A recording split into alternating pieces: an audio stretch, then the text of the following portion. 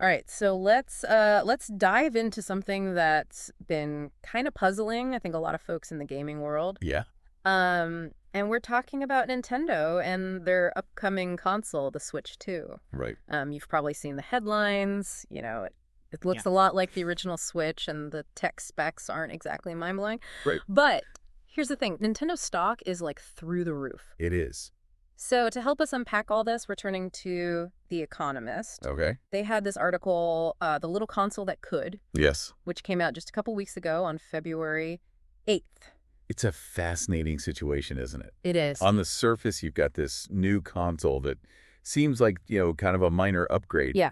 Processing power-wise, it's being compared to the PlayStation 4, Right. which, let's be honest, is ancient history in the tech world. Yeah, 11 years is practically a century in console years. I know. So how does that explain investors going gaga over Nintendo right now? That's the million-dollar question. Yeah. See, while Sony and Microsoft have been locked in this battle for, processing supremacy, Right. pushing out these super-powered and super expensive machines, Yeah. Nintendo seems to be playing a different game entirely. So they're going for like a slow and steady wins the race kind of approach. More like lean and mean. Okay. Remember, the original Switch became a global phenomenon. It did. It's on track to sell almost as many units as the PlayStation 2, Wow. which is still the best-selling console of all time. Yeah. And they did it without having the most powerful hardware on the market. Right. The Switch was all about portability and affordability. Exactly. You can play it on the TV, on the bus, in bed, Yeah. wherever, and the price was right. Mm-hmm. Is that the strategy they're sticking with for the Switch 2? Absolutely. Okay. Backwards compatibility is the big selling point. Makes sense. So all those Switch fans can bring their game libraries over to the new console. Right.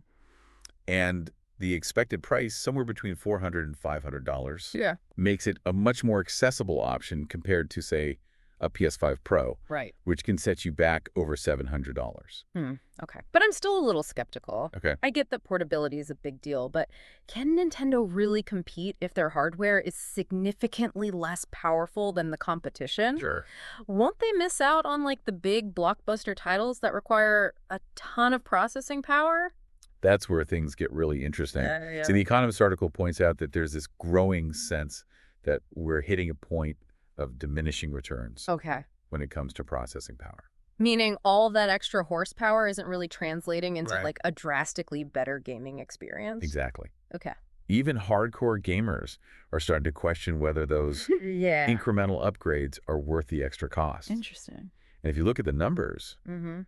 almost half of PlayStation users are still playing on the PS4. So even though there's a newer, more powerful console available, a lot of players are sticking with the older technology. Yeah. Why is that? Part of it is cost, of course. Yeah. But it also suggests that those top-tier graphics and processing speeds Okay. aren't the be-all and end-all of gaming anymore. Interesting. And we're even seeing game publishers adjust to this reality. Like how EA released a PS4 version of their latest Star Wars game. Exactly. Even though the PS5's been out for a while, it's Well, almost like they're acknowledging that not everyone is jumping on the newest, most expensive hardware. Precisely. Okay. So back to Nintendo. Yeah.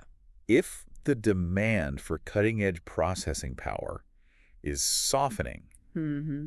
then their strategy of prioritizing portability and affordability Yeah. starts to look very shrewd.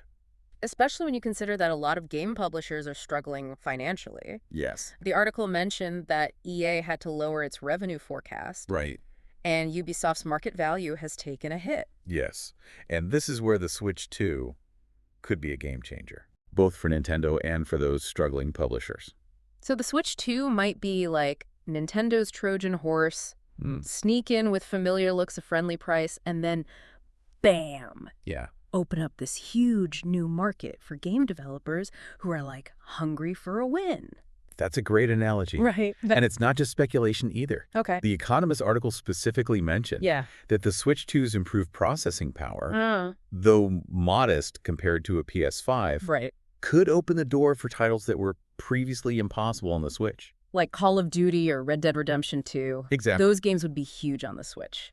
Imagine the potential audience for those publishers. Yeah. Millions of Switch users who might never have considered Yeah. buying a PlayStation or Xbox just to play those games. Okay, that makes a lot of sense. Mm. But I'm curious, is this focus on portability just a Nintendo thing? Yeah. Or are we seeing a larger trend in the gaming industry? It's definitely a wider trend. In fact, you could argue that this marks a major shift in the console wars. Oh, interesting. Remember, for years, it was all about Yeah. who had the biggest, baddest machine pushing the limits Right. of graphics and processing power. Right, like a high-tech arms race. Exactly. Except with controllers instead of missiles. Exactly. Yeah. But now it seems like portability is becoming the new battleground. Okay. And Nintendo isn't the only player in the game. Yeah, the article mentioned Valve's Steam Deck. Right. That thing's like a portable gaming PC, right? It is. Wow. And they've even partnered with Lenovo to create even more handheld gaming devices. Interesting. But here's the real kicker. What's that? There are strong rumors that both Microsoft and Sony Really? are working on their own handheld consoles. Wow, so even the giants are starting to take notice. It seems so. Do you think this could fundamentally change how we think about winning in the console wars? I think it already is. Interesting. The traditional metrics, raw processing power graphics, fidelity, teraflops, Right. those things might become less important Yeah. if the focus shifts to who can deliver the most flexible and accessible gaming experience. So it's no longer about being the most powerful, but about being the most adaptable. Exactly. Okay. It's about reaching the widest possible audience, giving people the freedom to play wherever and whenever they want. Right. And in that sense, you could argue that Nintendo has been ahead of the curve for years. The original Switch was a real trailblazer. It was. And now with the Switch 2, they seem to be doubling down on that vision. But is it a gamble? Every new console launch is a gamble. Yeah, that's true. But Nintendo has a pretty impressive track record. They do. They've never been afraid to shake things up, Yeah. to go against conventional wisdom. Yeah, they've always been the maverick of the gaming world. But Yeah. this time, it feels like they might have caught the rest of the industry sleeping.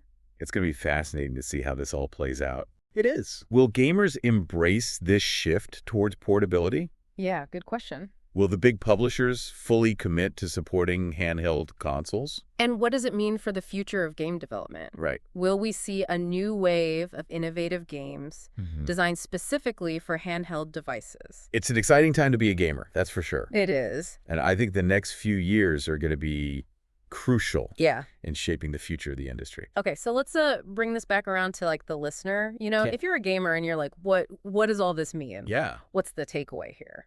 Well, first off, I think it's a great time to be a gamer Yeah. because you've got options, you know? Right? Do you want the raw power of a PS5? Right. Or are you more about the go-anywhere freedom of a Switch? Yeah. And then there's this whole new world of handheld gaming that's opening up. Yeah, the Steam Deck is already out there. Right. And who knows what Sony and Microsoft are cooking up. Exactly. But I think beyond just having more choices. Yeah. The bigger takeaway, I think, is that we might be entering a new era in gaming where flexibility and accessibility are just as important as like processing power and graphics. I agree. And the Economist article actually used this really interesting phrase. They call this a potentially transformative moment for game publishers. Yeah. What do you think they meant by that? I think it comes down to the fact that for a long time, Doug. the console market has been dominated by this idea of needing to have the absolute cutting-edge technology, the most teraflops, the most realistic graphics. Yeah. But that pursuit comes at a cost, literally. Right. Consoles are getting more expensive to develop and produce. Right. And that cost is passed on to the consumer. Right. So if Nintendo can prove that, you don't need a supercomputer in your living room Exactly. to create a successful gaming platform that could change the game for everyone. It could. Yeah. It could free developers to focus more on innovation. In other areas like gameplay mechanics, storytelling, or creating immersive worlds. And maybe it could lead to more affordable games too. That's a possibility. Yeah. If developers aren't spending as much time and money squeezing every last ounce of performance out of expensive hardware. Yeah. It could potentially lower development costs, which could then be reflected in the price of games. Okay, so it's exciting to think about the possibilities. Right. But let's be real. Nintendo is taking a gamble here. What if gamers just aren't interested in a less powerful console? Yeah. Even if it is more portable and affordable. It's definitely a risk. Yeah. But Nintendo has a history of defying expectations. They do. They've always marched to the beat of their own drum. And they have a knack for understanding what gamers want. Right. Sometimes even before gamers themselves realize it.